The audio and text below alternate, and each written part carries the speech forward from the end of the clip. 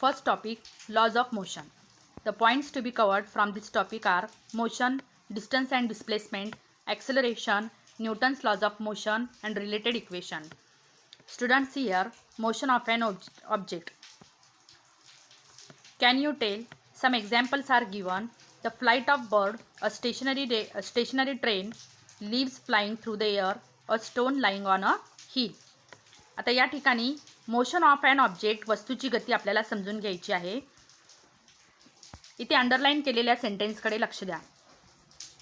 If the position of an object is changing with respect to the surrounding, then it is said to be in motion. Otherwise it is said to be at rest. म्हणजे एखादी वस्तू जर त्याच्या सराउंडिंगच्या रिस्पेक्टमध्ये, म्हणजे सभोवतालच्या संदर्भात तिची position, तिची जागा जर चेंज करत असेल तर अशा वस्तूला आपण गतिमान वस्तू म्हणजेच the object is said to be in motion असे म्हणतो. अदरवाईज अन्यथा ती वस्तू रेस्टमध्ये आहे, म्हणजे थांबलेली आहे, स्थिर आहे असे आपण म्हणतो. So what is motion of an object? If the position of an object is changing with respect to its surrounding, then it is said to be in motion. Otherwise it is said to be at rest. आता या ठिकाणी जे example दिलेले, the flight of bird, a stationary train, leaves flying through air, a stone lying on a hill. या ठिकाणी flight of bird, उडणारा पक्षी, lives flying through air, उडणारा पालापाचोळा, हे मोशन इन ऑन ऑब्जेक्टची उदाहरणे आहेत. तर stationary train, stone lying on a hill ही स्टेशनरी ऑब्जेक्टची एक्झाम्पल्स आहेत.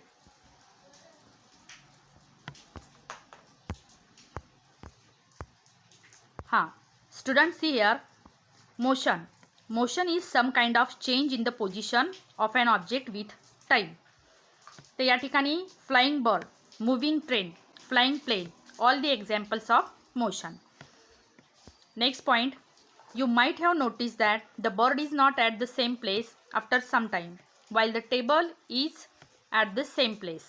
आता या ठिकाणी पक्षी हा उडतोय तर हा मोशनमध्ये आहे. जर एखादा टेबल असेल, तो जागच्या जागी असेल, स्थिर असेल, तर आपण त्या वस्तूला स्टेबल ऑब्जेक्ट असं म्हणतो. On this basis you may have decided whether an object is at rest or in motion.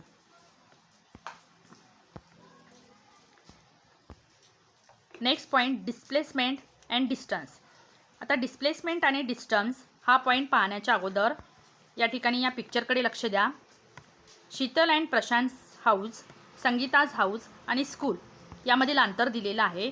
तर या ठिकाणी शीतल अँड प्रशांत हाऊसच्या, प्रशांतच्या घरापासनं संगीताच्या घराचं अंतर हे 500 मीटर, ज्याला पाथ ए म्हणून कन्सिडर केलेले, आणि संगीताच्या घरापासून स्कूलचं अंतर 1200 मीटर, पाथ बी म्हणून कन्सिडर केलेले.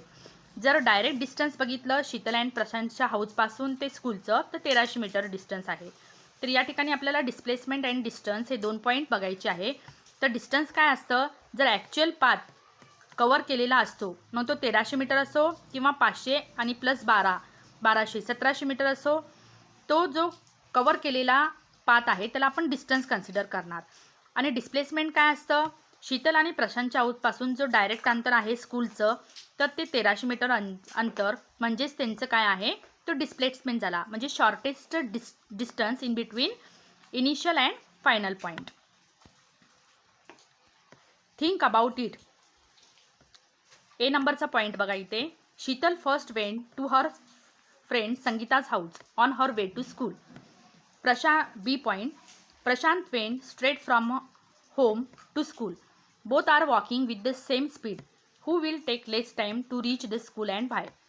आता या ठिकाणी काय सांगितलं की शीतलला शाळेकडे जायचे. तर फर्स्टली शीतल कुठे गेली? संगीताच्या घरी गेली.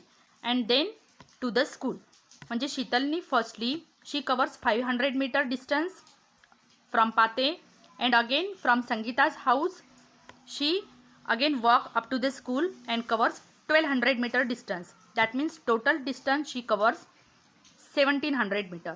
ते हे झालं डिस्टन्स कवर्ड बाय शीतल. त्यानंतर प्रशांत जो आहे, Prashant went to school directly by covering 1300 metre distance.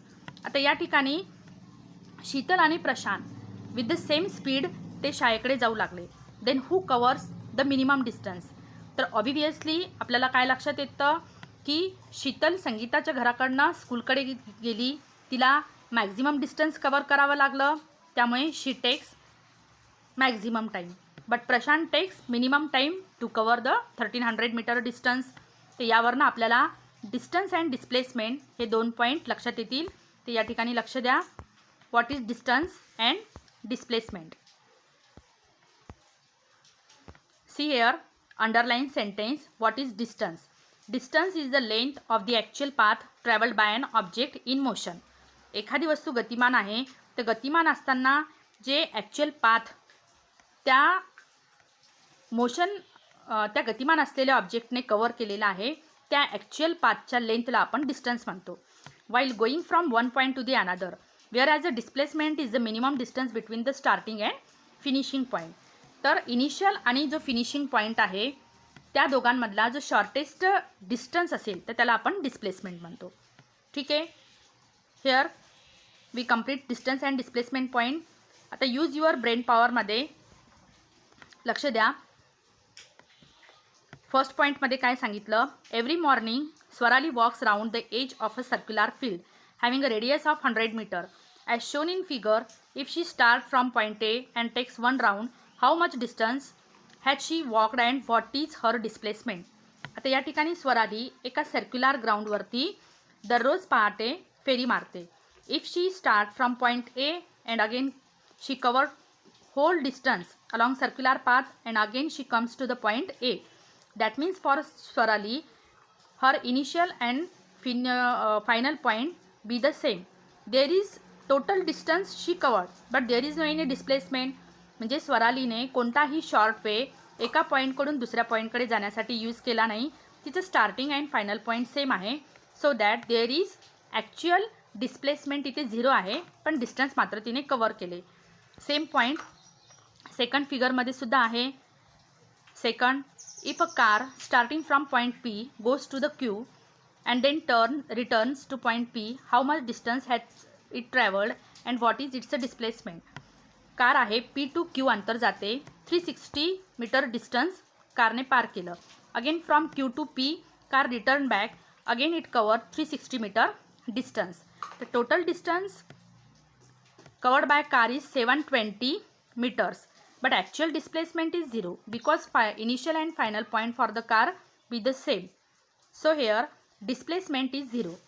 तर शेवटचं जे सेंटेन्स आहे त्याकडे लक्ष द्या. Very important sentence. Even if the displacement of an object is 0, the actual distance traversed by it may not be 0.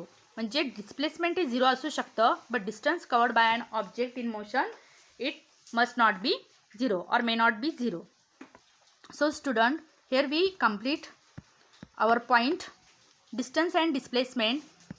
In our next video we will study about speed and velocity. So share this video with your maximum friends and subscribe the channel DD Educational Academy.